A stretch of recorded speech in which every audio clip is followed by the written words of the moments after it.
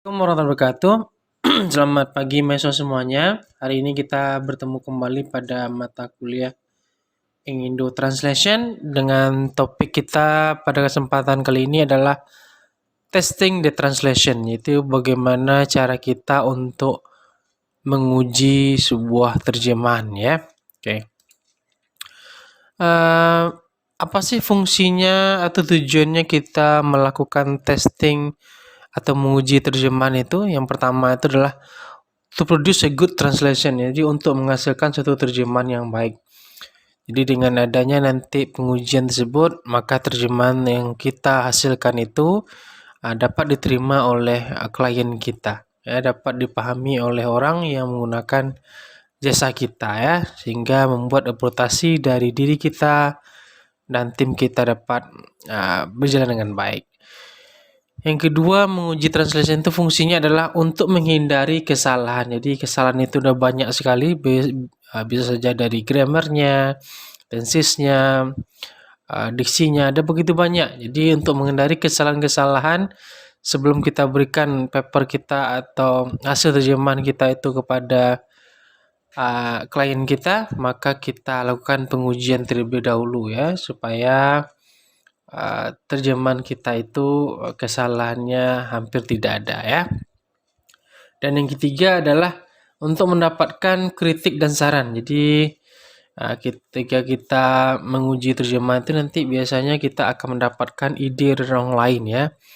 Mungkin ada yang kurang tepat masalah diksinya, mungkin ada perubahan pada struktur tensesnya atau parafrasenya atau yang kurang, atau bagian-bagian mana yang kurang tepat. Nah, itu nanti akan kita dapatkan ketika kita melakukan testing, pengujian dari sebuah terjemahan ya. Oke. Kalau kita melihat proses dari pengujian itu sendiri, jadi dilakukan oleh dua cara. Yang pertama itu adalah dengan melalui si penerjemah itu sendiri. Jadi penerjemah itu bertanggung jawab dia untuk melakukan pengujian atas hasil dari terjemahan itu sendiri. Yang kedua, hasil terjemahan itu bisa juga nanti dilakukan dengan translation project namanya. Itu suatu pekerjaan terjemahan yang dilakukan oleh beberapa orang ahli di dalamnya, gitu ya. Jadi bisa saja nanti dilakukan oleh individunya si penerjemah atau nanti diserahkan kepada tim penerjemahan ya. Mana yang bagus itu tergantung dari kemampuan dari penerjemahan kita ya. Oke. Kalau kita melihat bagaimana sih caranya untuk menguji sebuah terjemahan. Untuk menguji sebuah terjemahan itu, yang pertama itu adalah comparison with the source of the text. Jadi ketika kita melihat teks aslinya dari sebuah terjemahan, maka kita lihat lagi ya dengan hasil terjemahan kita. Jadi kita bandingkan ya, apakah judulnya sudah sama gitu ya, apakah paragrafnya sudah lengkap gitu ya, apakah isinya sudah pas. Jadi kita bandingkan dengan teks sumbernya ya. Masalah konten itu harus pas, jangan sampai nanti ada yang hilang, ada yang terlupa, paragraf yang hilang. Nah, itu tuh berbahaya ya kalau kita sebagai seorang penerjemah. Jadi kita bandingkan kembali ya. Nah, setelah kita bandingkan, kita lihat lagi hasil terjemahannya. Kira-kira pas nak nanti terjemahan yang sudah dihasilkan itu. Apakah terjemahan itu terlalu melenceng dari teks aslinya atau bagaimana? Ya, itu perlu dilihat dari segi hasilnya. Jadi bandingkanlah dengan teks aslinya, teks sumbernya ya. Yang kedua, kita akan melakukan yang namanya back translation. Jadi sebagaimana salah satu teknik prosedur penerjemahan seperti kemarin, itu back translation namanya. Jadi kita menerjemahkan kembali hasil terjemahan kita. Jadi hasil terjemahan yang sudah kita terjemahkan itu kita terjemahkan kembali ke dalam bahasa sumbernya. Kira-kira sama enggak hasilnya bahasa sumber dengan hasil terjemahan kita itu? Nah, kita lihat di sana apa perbandingannya, di mana letak perbedaannya, mana yang lebih sederhana kalimatnya. Itu yang perlu kita lihat nanti. Apakah melenceng dia, apakah jauh kali larinya. Nah, itu yang perlu kita lihat. Jadi back translation itu satu cara juga ya. Tidak ada masalah untuk itu. Apakah ya, prosesnya lama dalam back translation itu ya memang seperti itu dia ya. Jadi hasil terjemahan itu kita terjemahkan lagi sehingga muncul nanti teks aslinya ya. Nah, itu namanya back translation. Setelah itu kita akan melakukan lagi yang namanya comprehension check. Apa itu comprehension check? Pemeriksaan pemahaman. Nah, jadi ketika kita melakukan comprehension check, kita akan melakukan membaca kata demi kata, frase demi frase, klausa demi klausa, bahkan kalimat sampai kalimat. Kira-kira mengerti enggak orang ini? Jadi comprehension itu pemahaman dia. Apakah orang mengerti enggak dengan apa yang sudah kita terjemahkan? Ada enggak kata-kata yang membingungkan?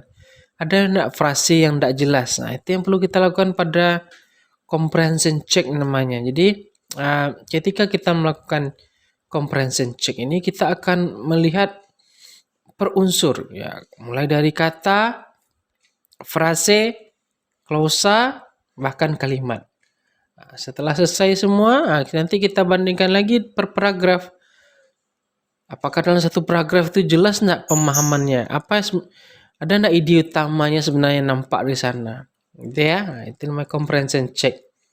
Selanjutnya ada naturalness and readability testing. Jadi naturalness ini kealamian. Nah, maksudnya apa? Apakah kata-kata yang kita terjemahkan atau kalimat yang kita terjemahkan itu sudah berterima enggak kata atau kalimatnya itu di dalam bahasa orang itu sendiri? Sama enggak istilah yang digunakan dengan bahasa yang dipakai oleh orang itu? Nah, itu yang naturalnya itu sama dia. Jadi ketika orang lain membaca atau klien kita membaca hasil terjemahan kita itu, dia merasa itu bukan satu terjemahan. Nah, gitu ya. Itulah sebuah terjemahan yang baik. Jadi terjemahan baik itu bukan hasilnya itu seperti sebuah terjemahan. Oke, jadi ada naturalness di sana, kealamian di sana. Jadi memang sama dia pilihan katanya dari teks sumbernya itu. Sama dia istilahnya.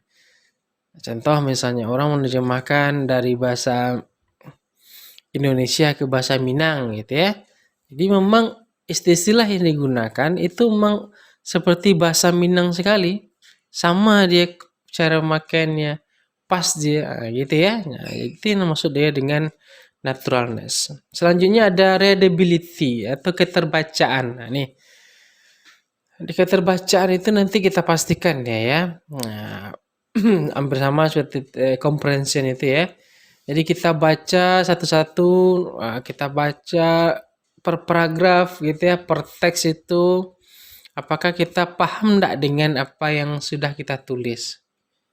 Paham enggak dengan apa yang dikerjakan oleh tim kita dalam proses penerjemahan? Kita baca satu ya, jangan kita sampai enggak baca. Kalau kita sendiri merasa apa yang ditulis oleh penerjemah itu kurang bagus, ya diperbaiki. Nah, kalau kita merasa apa yang kita terjemahkan kurang pas, ya sebagai penerjemah, ya kita perbaiki. Di mananya bagian yang keterbacaannya bermasalah. Mungkin kita bisa cari apakah diksinya, apakah kelompok katanya yang tidak pas. Nah, itu yang perlu kita cek satu-satu.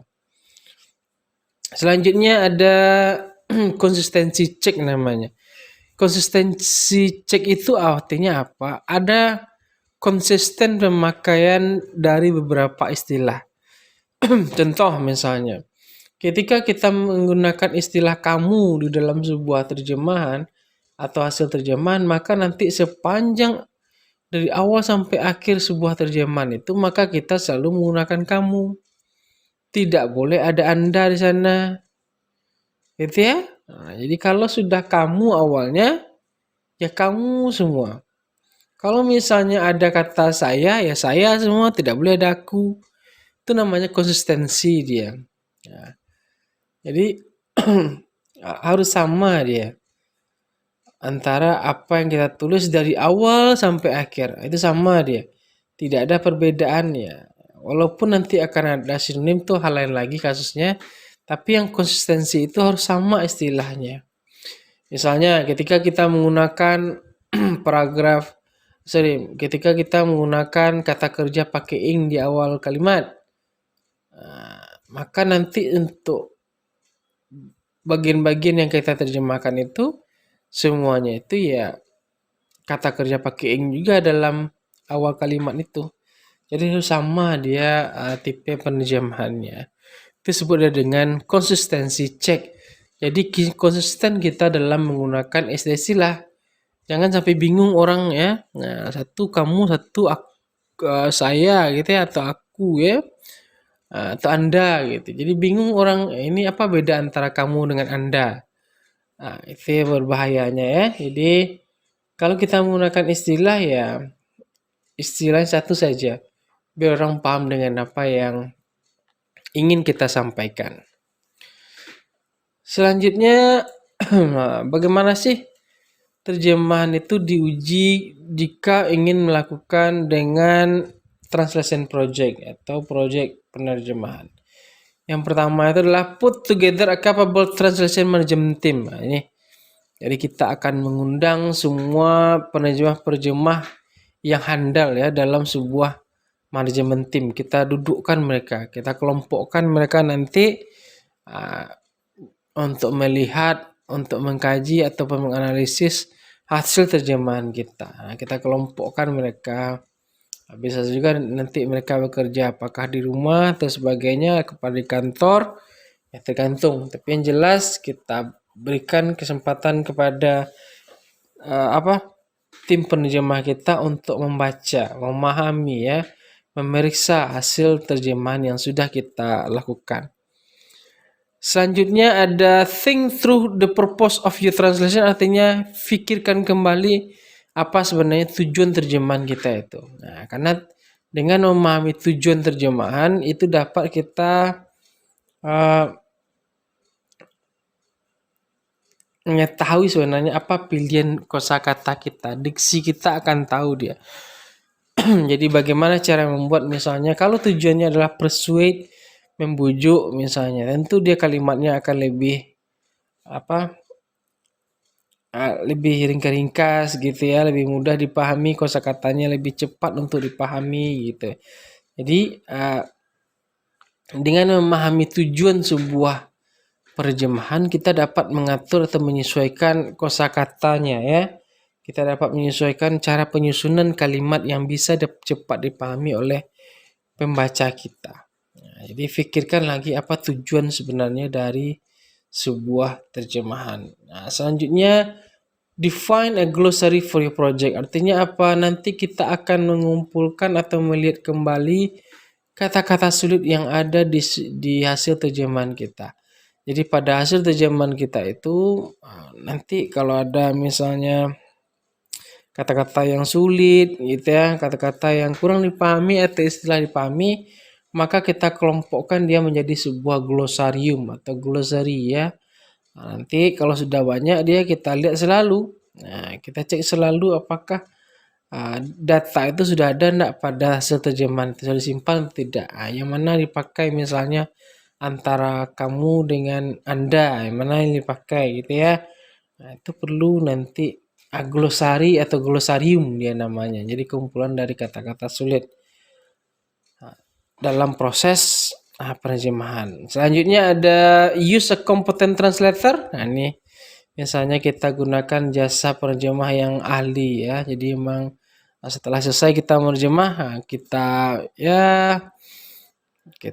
gunakanlah jasa seorang penerjemah yang handal, ahli di sana, supaya terjemahan kita itu misalnya dapat mendapatkan kritik saran dari apa yang sudah mereka disampaikan ya, apa yang kita lakukan.